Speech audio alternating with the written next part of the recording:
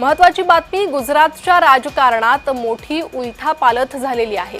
गुजरातमधील सर्व मंत्र्यांनी राजीनामे दिले।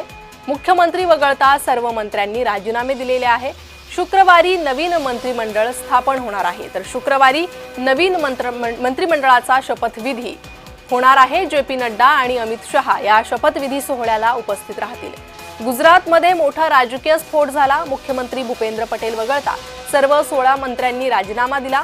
तर गुजरात सरकार धोक्यात वगैरे अजिबात आलेलं नाही, उलट ही भाजपचीच रणनीती आहे।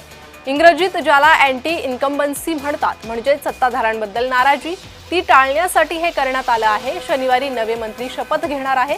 केंद्रीय गृहमंत्री अमित शहा आज रात्री गांधीनगरमध्ये दाखल होत आहेत।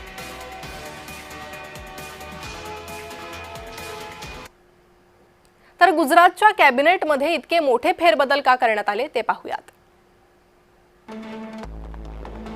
राजीनाम्यांचा गुजरातमध्ये पॅटर्न, आगामी स्थानिक स्वराज्य संस्थांच्या निवडणुकीच्या दृष्टीने मंत्रिमंडळात मोठे फेरबदल करण्यात आले। डिसेंबर 2027 मध्ये गुजरातमध्ये विधानसभा निवडणुका, त्याच्या पार्श्वभूमीवर देखील हा निर्णय घेतला असल्याचं कळतंय।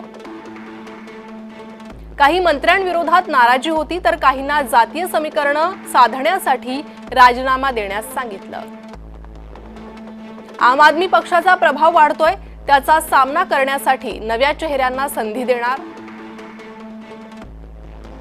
ज्येष्ठ मंत्र्यांच्या जागी तरुण नेत्यांना मंत्रिपदाची संधी देणार असल्याचं कळतंय।